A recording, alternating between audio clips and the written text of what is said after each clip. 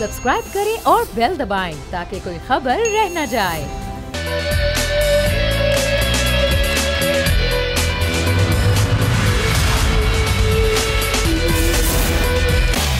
बिस्मिल्लाहिर्रहमानिर्रहीम, अस्सलाम वालेकुम। प्रोग्राम में मैं सुमैया रिजवान आपको खुशामदीद कहती हूँ।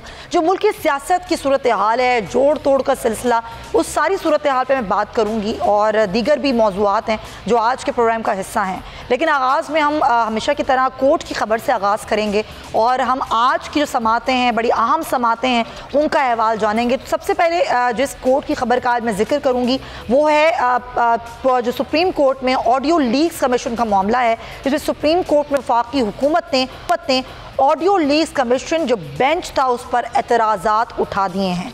वफाकी हुकूमत ने मुतफर्रिक़ दरख्वास्त जो कि ऑडियो लीक कमीशन थी उसके ख़िलाफ़ दरख्वास्तों के हवाले से मुकदमे में जमा कराई हैं और ये कहा गया है कि अगर किसी का रिश्तेदार हो, उसकी ऑडियो हो, तो वो जज जो है वो केस नहीं सुन सकता है, ये कहा गया है। और ये कहा गया कि chief justice Umar Ata Bandial, justice Ejazul Ehsan, justice Munib Akhtar जो हैं वो ये 5 ऑडियो लीक का मुकदमा ना सुने। दरख्वास्त का मतन है, तो ज़रा इस पर हम अहवाल जानेंगे आज क्या कुछ हुआ। ये दरख्वास्तें मुतफर्रिक़ा की गई हैं ऑडियो लीक कमीशन पर एतराज़ात के हवाले से।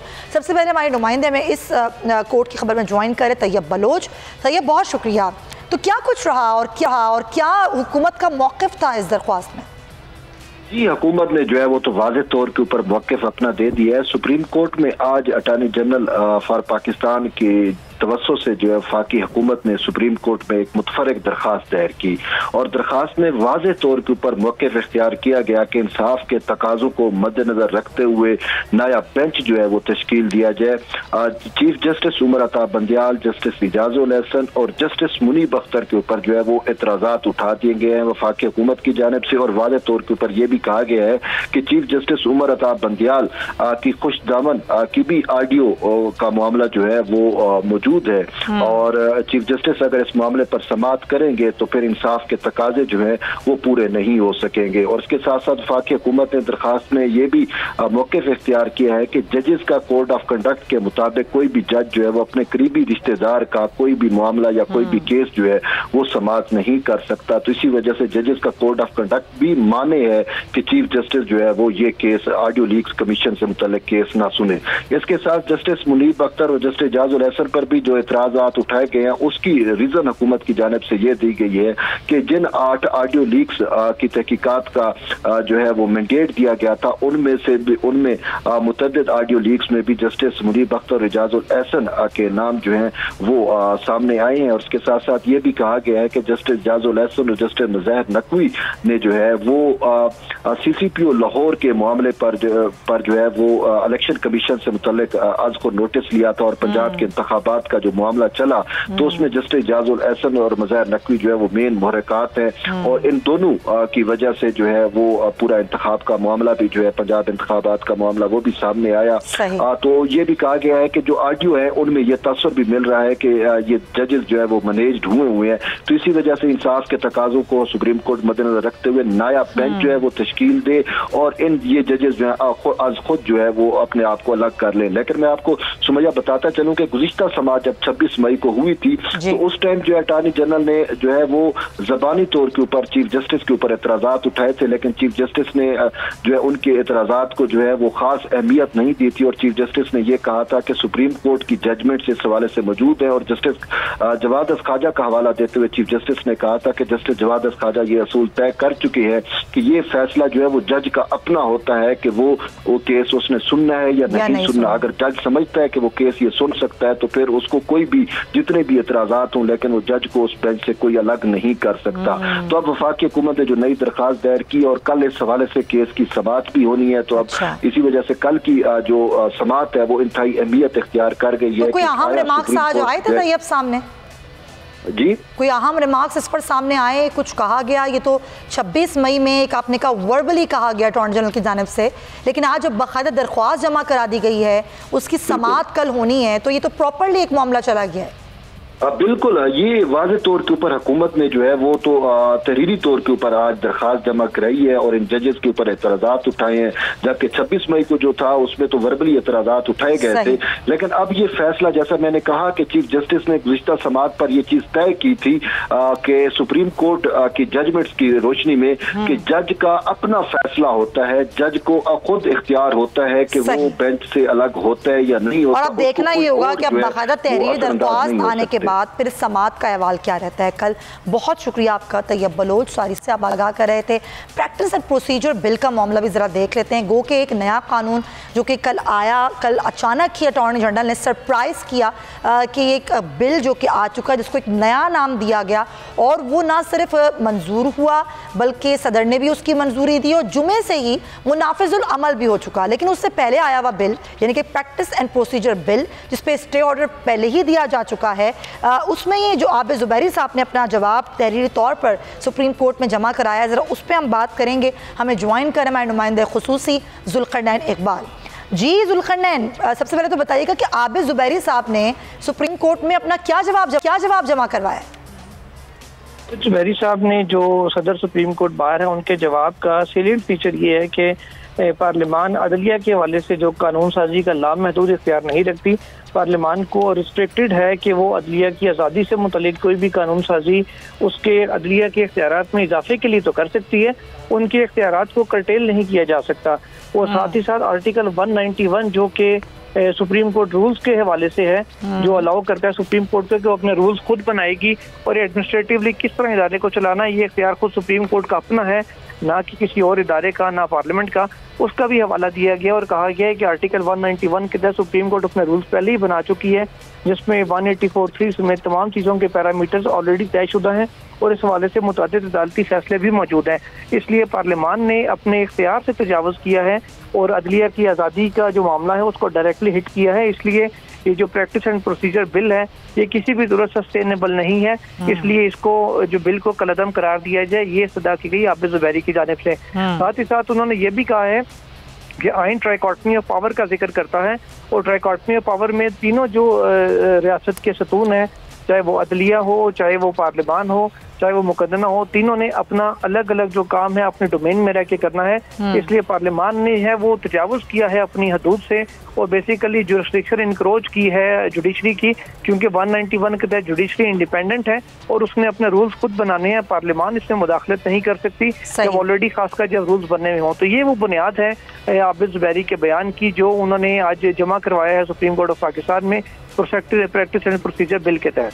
जी बिल्कुल सही, बहुत शुक्रिया आपका ज़ुल्क़रनैन इकबाल। हमें ये जो अहम और ज़ाहिर इनकी जानिब से आबिद ज़ुबैरी साहब की जानिब से एक तहरीरी जवाब जो जमा करवाया गया सुप्रीम कोर्ट में उसके बारे से आगाह कर रहे थे। लेकिन अब एक जो नया कानून जिसकी हम बार बार बात कर रहे हैं वो क्या है और उससे ये जो एक तासुर दिया गया जिस पर आज वाक़ई वज़ीर आज़म नज़ीर तारड़ ने आके कहा कि उस कानून से जो हम नया कानून लेकर आए हैं वो अपील जो कहा जा रहा है कि मियाँ नवाज शरीफ और जहांगीर तरीन अपनी नाअहली के हवाले से दायर कर सकते हैं, वो नहीं हो सकता। तो ज़रा इस पर बात करते हैं। एक तो अदलिया के इख्तियारात के हवाले से जो कहा जा रहा है कि महदूद किए जा रहे हैं, क्या ये हो सकता है, नहीं हो सकता, इसके पर जो ज्वाइन कर रहे हैं माहिर कानून आरिफ चौधरी साहब। अस्सलाम वालेकुम आरिफ साहब। जी वालेकुम सलाम। आरिफ साहब, ज़रा ये क्लैरिटी मैं चाह रही थी कि अब आर्टिकल 184(3) जिसका हवाला देके ये कहा जा रहा है कि अब इसके तहत अपील दायर की जा सकती है, मियाँ नवाज शरीफ साहब भी अपील दायर कर सकते हैं, जहांगीर तरीन भी अपील दायर कर सकते हैं और उनकी वापस इलेक्शन में या सियासत में आने की राहें हमवार हो सकती हैं। सर ज़रा सा इसकी वजाहत कर दीजिएगा। आज वज़ीर क़ानून ने भी कहा कि ऐसा कुछ नहीं हो सकता, तो वाकई ऐसा कुछ नहीं हो सकता, उनके पास ये हक़ नहीं है इस नए कानून के तहत? नहीं, मैं बहुत शुक्रिया, मैं आपको अर्ज करूं कि जो वजीर कानून कह रहे हैं ना जी वो बुनियादी तौर पर इसलिए कह रहे हैं कि चूंकि असल बात ये होती है कि जब कोई लेजिस्लेशन पर्सन स्पेसिफिक हो, किसी खास बंदे को फायदा पहुंचाने के लिए की गई हो, तो इसी बुनियाद पर सुप्रीम कोर्ट उसे सेट असाइड कर देती है। तो ये सबसे बड़ी बात यही होती है कि कानून साजी जो है वो आवाम में ये मफाद के लिए होनी चाहिए, वो किसी खास शख्स को फायदा पहुंचाने के लिए नहीं होनी चाहिए। जहाँ तक इस बात का ताल्लुक है कि ये जो आर्टिकल 184(3) में उसकी बात कर रहे हैं अपील के राइट की, ये क्योंकि ऑलरेडी प्रोवाइडेड नहीं है, तो आर्टिकल 184(3) के साथ इस तरह इसकी छेड़छाड़ नहीं की जा सकती, क्योंकि ये आइन का आर्टिकल है। इसे सबॉर्डिनेट लॉ जो पास करते हैं वो है सबॉर्डिनेट लेजिस्लेशन। तो सबॉर्डिनेट लेजिस्लेशन के जरिए आप आइन को नहीं अमेंड कर सकते। तो आइन के लिए अमेंड करने के लिए आपको जरूरी है कि 2/3 आपके पास मेजॉरिटी हो, जो इस गवर्नमेंट के पास अवेलेबल नहीं है।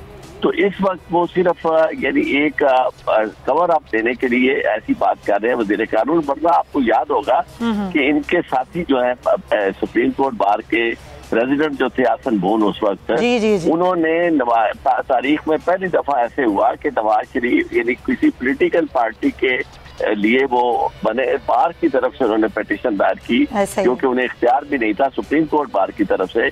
और वो यही थी कि जनाब एक तो परमानेंट न्यायालय होनी चाहिए, और दूसरा ये है कि इसमें आर्टिकल 184(3) जो है इसमें अपील का राइट दिया जाए। तो उस वक्त भी वो जो इस पे जो कुछ भी खर्च किया गया था वो नवाज शरीफ और जहांगीर तरीन की तरफ से किया, और हमारे बहुत सारे लोगों ने यही इतराज किया गया था कि अपने जाती मफादत के लिए आप बार को इस्तेमाल ना करें। सर लेकिन तो देखिए आपने एक चीज़ तो बड़ी क्लियरिटी के साथ आरिफ साहब कर दी कि 2/3 अक्सरियत चाहिए आपको आइन में तरमीम के लिए।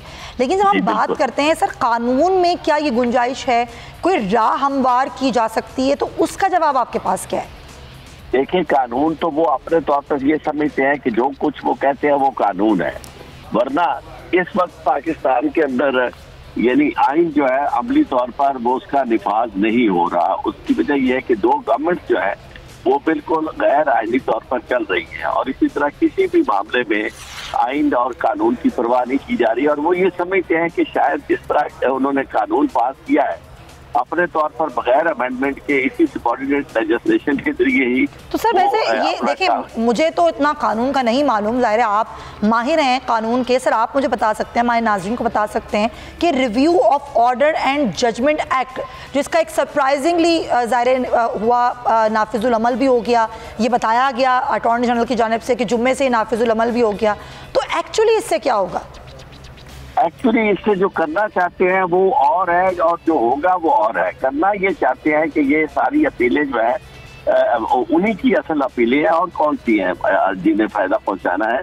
ये नवाज शरीफ और जहांगीर तरीन को दोबारा मैदान में लाना चाहते हैं उन अपीलों के लिए, और चूंकि इनके ज़हन में ये है कि ये जब तक सुनी जाएगी उस वक्त तक ये नहीं होंगे इस वक्त चीफ जस्टिस। और दूसरा अगर ये चीफ जस्टिस हो भी तो ये अपीलें वो कहेंगे कि जनाब इनके पास ना सुनी जाए, किसी और के पास सुनी जाए।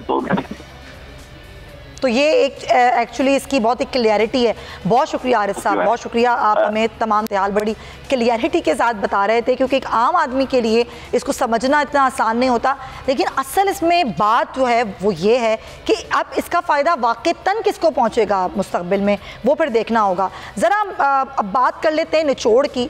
तो जो हम मुल्की सियासत के मौजूदा हालात का अगर निचोड़ निकालें तो जो इन दिनों तहरीक इंसाफ से ताल्लुक़ रखने वाले किसी भी सियासी रहनुमा की प्रेस कॉन्फ्रेंस की खबर सामने आने पर यही गुमान किया जाने लगा है कि वो पार्टी से अब राहें जुदा कर रहे हैं, वो आके लाताल्लुक़ी का ऐलान कर रहे हैं। और ऐसा सिर्फ PTI के सिर्फ वो रहनुमा नहीं कर रहे जो माजी में दूसरी सियासी जमातों से वाबस्ता रहे, बल्कि तहरीक इंसाफ के कट्टर हामी समझे जाने वाले रहनुमा भी सियासत में दोबारा कदम ना रखने का ऐलान कर रहे हैं। फ़िलहाल PTI के रहनुमाओं, अरकान पार्लियामेंट और कारकुनान की वफादारियाँ तब्दील करने पर जहाँ मुस्लिम लीग नून के हलकों में शादियाने बज रहे हैं, तो ऐसा कोई पहली बार तो नहीं हो रहा। क़याम पाकिस्तान से लेकर अगर हम आज तक देखें तो खुद जो मुल्क बनाने वाली सियासी जमात मुस्लिम लीग को भी तकसीम का सामना करना पड़ा। वहीं अगर हम माजी को देखें तो 1997 में जो होने वाले आम इंतखाबात के बाद पाकिस्तान मुस्लिम लीग नून में भी शदीद इख्तलाफात पैदा हुए, जो जमात के अंदर एक और पार्टी बनाने की वजह बने। पाकिस्तान मुस्लिम लीग काफ या फिर काफ लीग का क़याम 2001 में उस वक्त अमल में आया जब मुस्लिम लीग में बहुत से धड़े थे, जिनमें से काफ लीग को सबसे कम अवामी हिमायत हासिल थी। यही काफ लीग थी नाजरीन जो कि 2002 के आम इंतखाबात के बाद मुशर्रफ हुकूमत का अहम तरीन हिस्सा बने। मगर इसके बावजूद आज तक मुस्लिम लीग नून कायद की अवामी हिमायत पर सबकत नहीं ले सकी। अगर दबाव के तहत सियासी पार्टी छोड़ने की नुमाया मिसाल दी जाए तो 1977 के मार्शल लॉ के बाद पीपल्स पार्टी को इसका सामना करना पड़ा, जब मार्शल लॉ के बाद मुस्तफ़ा अख्तर, मुमताज़ भुट्टो, हाफिज़ पीरज़ादा मलिक से मुल्क से बाहर गए और कौसर नियाज़ी और कमाल असफर ने भी पार्टी से राहें जुदा कर ली। अब जिक्र कर लिया 1983 का, जतोई साहब ने भी पीपल्स पार्टी छोड़ दी, मगर उस सब के बावजूद पीपल्स पार्टी को ना ख़त्म किया जा सका, ना उसकी अवामी हिमायत को कम किया जा सका, बल्कि उसके बाद भी पीपल्स पार्टी हुकूमत बनाने में कामयाब हुई। अब हालिया तारीख में 1990 की दिहाई का जिक्र कर लेती हूँ मैं। MKM के ख़िलाफ़ होने वाला जो ऑपरेशन था और 2013 के बाद जो सियासी पार्टियों में होने वाली टूट फूट है, वो भी इसकी नुमाया मिसालें हैं। अब इस वक्त जो सूरत हाल PTI को दरपेश है, उसका हालिया तारीख में MKM के साथ मवाजना किया जा सकता है। जब 22 अगस्त 2016 को अल्ताफ़ हुसैन ने रियासत को चैलेंज किया और उसके बाद वही लोग जो सुबह तक उनके साथ थे, शाम के बाद अपनी पार्टी के कायद से लाताल्लुक़ी का इज़हार करने लगे। गुज़िश्ता सालों में MKM के कई धड़े सामने आए, मगर अब भी बानी MKM के बगैर MKM का कोई धड़ा भी वैसी अवामी हिमायत हासिल नहीं कर सका जैसी बानी MKM की सरपरस्ती में हासिल थी। तो 9 मई के वाक़यात से जो इमरान खान के लाताल्लुक़ी का इज़हार कर रहे हैं लोग, मगर उसके बावजूद अब तक जो दर्जनों रहनुमा हैं, तकरीबन उससे भी ज़्यादा, वो अब जमात से अलग हो चुके हैं और वो इस बात का भी इज़हार कर रहे हैं कि उन पर कोई दबाव भी नहीं है। 21 मई को मुल्तान में जो PTI यूथ विंग के रहनुमा थे राव यासिर साहब, उन्होंने अपने 50 साथियों के हमरा ना सिर्फ पार्टी से राहें जुदा करी, बल्कि PTI के हकीकी क़याम का भी ऐलान किया कि PTI हकीकी बनाने जा रहा हूँ। अब जहांगीर तरीन भी एक्टिव हैं और वो अलीम खान से साथ मिलकर एक और नई सियासी पार्टी बनाने का इंदिया दे चुके हैं। अब इस सारी सूरत हाल में सवाल ये है कि इस धड़ेबंदी से क्या इमरान खान की सियासत को कोई नुकसान पहुँचेगा? क्या वो जमात जो इमरान खान ने बनाई थी, क्या उससे इमरान खान के वोट बैंक को कमज़ोर किया जा सकेगा? क्या ये धड़ेबंदियों से इमरान खान की अवामी हिमायत कम हो जाएगी? इसी पर बात करने के साथ मौजूद हैं महमूद मौलवी साहब, पाकिस्तान तहरीक इंसाफ से हैं हमारे साथ वो। लेकिन उससे पहले हम एक ब्रेक लेंगे, फिर वापस आएंगे।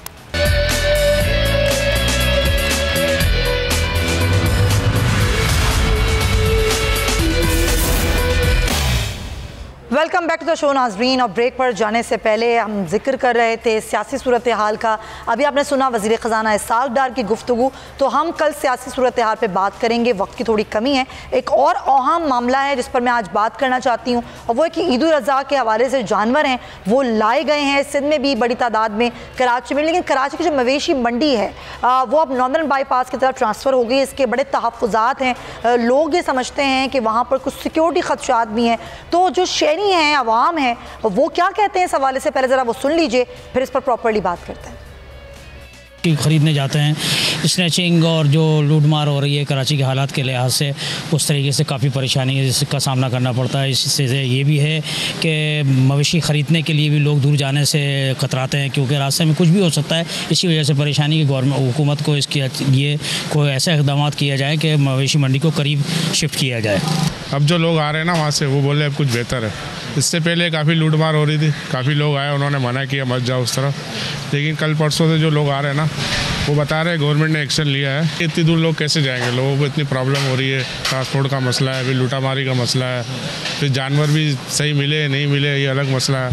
शहरों में भी लगानी चाहिए गवर्नमेंट को, इस तरफ भी सोचना चाहिए। बिल्कुल कन्वेंस के हिसाब से भी वो बहुत महंगा पड़ जाता है जानवर वहाँ जाके। शहर में बहुत सारी जगह हैं, बहुत सारे ग्राउंड्स हैं, तो ये 10 दिन 15 दिन की बात होती है। अगर वो इस पर यहाँ मैनेज कर लें तो ज़्यादा बेहतर रहेगा, सहूलियात ज़्यादा बेहतर रहेंगी आने वाले के लिए भी और जाने वाले के लिए भी। शहर में तो बेहतर रहेंगे। स्नैचिंग का डर है वहाँ तो बहुत ज़्यादा, वहाँ बहुत ज़्यादा है, यहाँ कम होगा। क्या वाक़यात हो रहे हैं वहाँ? हाँ, वहाँ तो बहुत हो रहे हैं, जो सुनने में आता है वो यही हो रहे हैं कि वहाँ पर वाक़यात बहुत हो रहे हैं, लूटमार बहुत है वहाँ। तो ये आवाम के तासुरात थे, क्योंकि जो कराची की सबसे बड़ी और मरकज़ी मवेशी मंडी है वो इस बार नॉर्दर्न बाईपास पर लगाई गई है। ताजिर भी तहफ़्फ़ुज़ात का शिकार हैं और डेफिनेटली जो बायर्स हैं, जो ख़रीदार हैं, वो भी तहफ़्फ़ुज़ात का शिकार हैं। क्या वजूहात हैं सिक्योरिटी के, वहाँ पर अब किस तरह की सूरत हाल है? हमारे साथ हमारे डिप्टी ब्यूरो हेड आसिम भट्टी मौजूद हैं, उनसे हम बात करते हैं। आसिम, क्या तफसीलात हैं? क्योंकि जब ये मवेशी मंडी लगी, लोगों ने वहाँ ख़रीदारी करना शुरू की, तो सिक्योरिटी के कुछ खदशात थे जिसकी वजह से लोग परेशान हो गए, और फिर एक व्हाट्सएप पे भी, सोशल मीडिया पे भी इस तरह खबरें चलना शुरू हो गई कि वहाँ का रुख ना किया जाए। अब क्या सूरत हाल है उस मवेशी मंडी की? तो मवेशी मंडी यहाँ से मुंतकिल की गई नादरन बाईपास पे, तो तासुर यही आमतौर पे दिया जाता था कि बड़ी बुरी सूरत हाल है और माजी में रही भी है। लेकिन जब मवेशी मंडी यहाँ से मुंतकिल नादरन बाईपास पर हुई है तो उसके बाद से जो इंतजामिया उसकी जानिब से इसकी फुल प्रूफ सिक्योरिटी को यकीनी बनाया गया है। और इस वक्त जो मवेशी मंडी जाने को 3 मेन रास्ते हैं, उन तीनों रास्तों पर पुलिस की इजाफी नफरी, साथ में रेंजर्स की मोबाइल लगाई गई हैं और पुलिस काम के मुताबिक 6 पिकटें जो है वो मुख्तलिफ पॉइंट पर बना दी गई है। इसी तरीके से मोटरसाइकिल सवार जो पुलिस एहलकार है वो भी गश्त करेंगे और रेंजर्स की नफरी जो है वो इससे अलावा है। जो मंडी के 48 ब्लॉक्स हैं, इसमें जो VIP ब्लॉक है उसको सिर्फ रखा गया कि वो उसमें VIP रहेंगे, बाकी जो दीगर है उनको जो है आम जानवरों के लिए रखा गया और उसमें वो फ्री ऑफ कॉस्ट दिया। तो जो इसके इतराफ के जो इलाके हैं, यानी कि जो नादरन बाईपास है जहाँ पर मंडी लगाई गई है, इसके जो इतराफ के जितने थाने उन सबसे इजाफी नफरी वहाँ पर लगाई गई है। और गुज़िश्ता 3 दिनों में कोई चलें ये बाकी सूरत हाल भी हम जानते हैं। आसिम भट्टी बहुत शुक्रिया, आप ज्वाइन कर रहे हैं तर्जुमान मवेशी मंडी यावर रज़ा साहब। यावर साहब अस्सलाम वालेकुम। वालेकुम अस्सलाम जी, आपका और आपके चैनल का शुक्रिया। Thank you so much. Yawar साहब आपका भी बहुत शुक्रिया। ये बताइए कि क्या बेसिक रीज़न क्या था कि जो मवेशी मंडी इतने सालों से सोराब गोड पे थी उसको नॉर्दर्न बाईपास पर शिफ्ट करने का मेन रीज़न क्या था? अच्छा, बिल्कुल आपका क्वेश्चन बिल्कुल वैलिड है। देखिए, आज से 22 साल से ये मंडी सोराब रोड पे लगती थी, उससे पहले अलासिफ स्क्वायर पे लगती थी। जैसे जैसे आबादी का तनासुब बढ़ता गया उसी तरह से मंडी आगे से आगे जाती गई। लास्ट जो मंडी हम 2 साल से प्लान कर रहे थे, क्योंकि वहाँ पे बहुत सारी सोसाइटीज का इन्फ्लक्स था, लोगों के आने जाने की प्रॉब्लम थी, चीजें क्योंकि इतना जानवर वहाँ पर आता है तो वो एक डिस्टर्बेंस क्रिएट करती। फिर हमने उसके लिए 2 साल में प्लानिंग करके बहुत सारे लोकेशन आइडेंटिफाई करने के बाद फाइनली इस लोकेशन को हमने आइडेंटिफाई किया। यहाँ पे हमारे पे बारिश से निपटने के लिए भी जगह है, हमारे पास सिक्योरिटी का अच्छा इंतजाम है, हम चारों तरफ से मंडी को कॉर्डन ऑफ कर सकते हैं। इसको आने वाले 3 रास्ते हैं जिससे आप कराची का आने वाला ट्रैफिक। सर सॉरी, वक्त की कमी है, सिर्फ छोटा सा जवाब दे दीजिए कि अब बायर्स आ रहे हैं, जो खदशात थे वो दूर हो गए हैं लोगों के। सर मैं तो कह रहा हूँ कि 40 दिन पहले, 30 दिन पहले, आज ये वीकेंड जो है इस दफा हमारे पास भरपूर लाइनें लगी हुई थी। सैटरडे संडे आपके पास कराची को फीड करने के लिए जहाँ 10-12 लाख जानवर हो, पूरे कराची में कहीं जगह नहीं हो सकती। अच्छा। आप शहरों में ये काम करने से आप वबाई बीमारियों से फैलती हैं आपसे। आपके यहाँ खुली फिजा के अंदर हम रोज फ्यूमिगेशन करवाते हैं, चीजें एक ऑर्गेनाइज मैटर। चल मैं आपको दोबारा दावत दूंगी सर, क्योंकि बहुत सी गुफ्तगू और बहुत से सवालात अभी आपसे बाकी हैं। बहुत शुक्रिया आपका। नाज़रीन, प्रोग्राम का वक्त ख़त्म होता है। अल्लाह हाफ़िज़।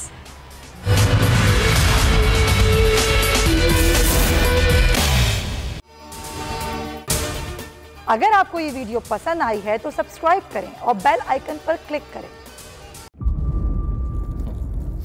इंतजार था ना, चलो इस बार वो करते हैं जो इससे पहले किया ही नहीं। किस्मत की आंखों में आंखें डाल के जीतना होगा। सब में शेर जैसी राह, जर्रा जर्रा भी हर कंटेस्टेंट को लगेगा पहाड़। लड़खड़ाना नहीं है, खोल दो अपने पंख अगर आसमान छूना। अबे लग रहा है ये सब पहले भी कहीं सुना है। एंटरटेनमेंट की गारंटी जनाब, क्योंकि यहाँ खेलोगे कूदोगे तो बनोगे नवाब। खुश रहो पाकिस्तान। खुश रहो पाकिस्तान, बुध और जुमेरात शाम 7 बजे सिर्फ बोल एंटरटेनमेंट पर। सब्सक्राइब करें और बेल दबाएं ताकि कोई खबर रह न जाए।